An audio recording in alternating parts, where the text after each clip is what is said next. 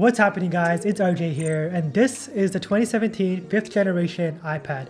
Not the iPad Pro, not the iPad Air, just the 9.7-inch iPad. And this iPad was my main go-to for about a couple of years until I recently decided to upgrade to a 2018 refurbished iPad Pro. I made a video about how my experience has been thus far, so if you guys want to check that out, I'll link it down in the comments below. But let's talk about the 2017 iPad and why I think it's still a viable option for anybody who's considering picking up an iPad for just leisure use, which pretty much includes multimedia consumption, playing a few games, and getting a little bit of work done. If you're looking for more of like a productivity type iPad and you are on a budget, I would definitely recommend the 10.5-inch 7th generation iPad.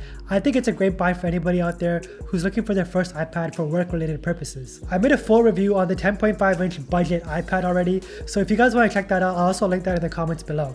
But quickly before we do begin, if this is your first time here on this channel, I would really appreciate it if you guys could take a few seconds to leave a like down below and subscribe to the channel, because that would go a long way in helping me out produce better content for you guys. Currently on Amazon, this iPad is going for $390 Canadian, and I honestly think that's a bit too much for this iPad. I would probably try to get a used one for around $200 Canadian. If you do look hard enough, you may be able to find some deals. For anybody wondering, 32GB should be enough if you're only planning on using this for streaming content on this beautiful LCD panel, playing a few games, and doing some light work on Microsoft Office. But if you do feel like you need a bit more storage, there is also a 128GB variant available. Similar to previous generation iPads, the design is also very familiar. It has a metal body that feels smooth to the touch, and I think it still looks great with the rounded corners in the space gray color. The front bezels are a bit big. It is a little bit thicker and heavier than the iPad Air 2, but nonetheless, it's still easy to hold in the hand, and watching media is a pleasant experience. Portability wise, this iPad is great. It weighs in at just 1.036 pounds, it fits into any small backpack, and it's easy to carry around one-handed. There are no smart pin connectors for attaching a keyboard, but you can connect a Bluetooth keyboard if you want to use it for getting some light work done. I've been pairing the iPad with this Logitech keyboard for years now. It's the K380, and I think I got it for around $30. I'll leave a link to it down in the description below. It's almost a full-size keyboard with some good key travel, and it's portable enough to fit into your backpack along with your iPad. The 2017 iPad does have a home button below the screen featuring Touch ID, and I don't really like it. It only works about 50% of the time, and it's gotten stiffer throughout the year, so it's a bit hard to push down on. I just stick to using a simple passcode for now instead of relying on Touch ID. The display, on the other hand, I think is pretty good. It's featuring a 9.7-inch Retina display with a resolution of 2048 by 1536. That gives you around 264 pixels per inch, which for reference is the same resolution as the 2017 iPad Pro models. The screen does get brighter than previous generation iPad models, and I haven't had any issues with visibility due to the screen not being bright enough. Currently, my iPad is running iPadOS 13.3.1,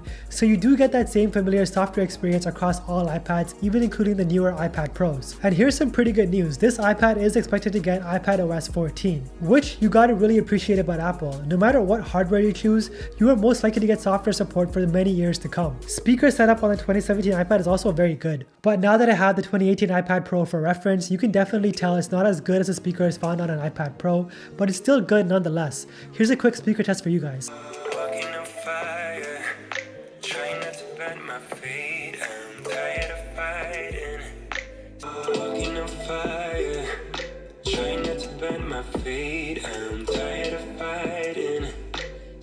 Also, if you are looking to buy an iPad for some casual gaming, this is a great buy. It's running Apple's A9 chipset, which was first introduced in the iPhone 6s, but it's still a capable chipset even in 2020. It's not the best performing iPad on the market with only 2GB of RAM, so you do notice a few frame drops and a bit of stutter when you do try to play higher graphic intense games. For casual everyday use though, this iPad will be able to handle most things that you do throw at it. I did find it to struggle a little bit when I try to multitask between productivity apps, but apart from that, you'll most likely be satisfied with how everything works and how fast everything loads. In terms of battery life, I'm still getting the standard 10 hours of screen on time found across most iPads. This is equivalent to around 5 movies in a row with the brightness adjusted to around half. I found gaming on this iPad to drain battery a bit quicker, and it does tend to overheat, but for day-to-day usage, this iPad will be able to offer you a few days worth of battery life with small amount of usage. For about a month, I was just using this to watch YouTube in my bed at night, and I did have to charge it for a few days. Over on the rear, we do have an 8-megapixel camera, but I doubt anyone is going to be using the rear camera for taking pictures. So I don't want to bore you guys diving into too much detail about the camera, but just in case you are curious, here are some sample shots that I took.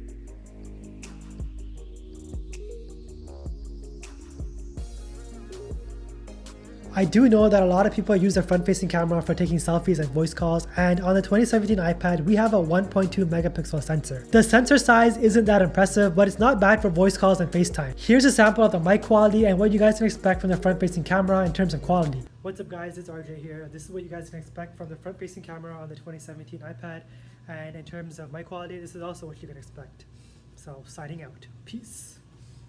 So who do I recommend this iPad for? If you've never owned a tablet before and are looking to pick up an iPad for some simple tasks like gaming, consuming content, and even getting a little bit of light work done, this iPad is great. But do not buy this iPad if you are looking for a portable productivity tool. If that's the case for you, I would highly recommend the 10.5-inch 7th generation iPad. I made a video all about that. Once again, I will link it in the comment below. Or if you do have the budget for it, go with the 2018 refurbished iPad Pro like what I did. As always, thank you guys so much for watching. If you made it till the end of this video, type hashtag #FlexWithYourTech in the comments down below. I just want to know who you guys are. With that being said, I'll catch you all in the next one. As always, don't forget to flex with your tech.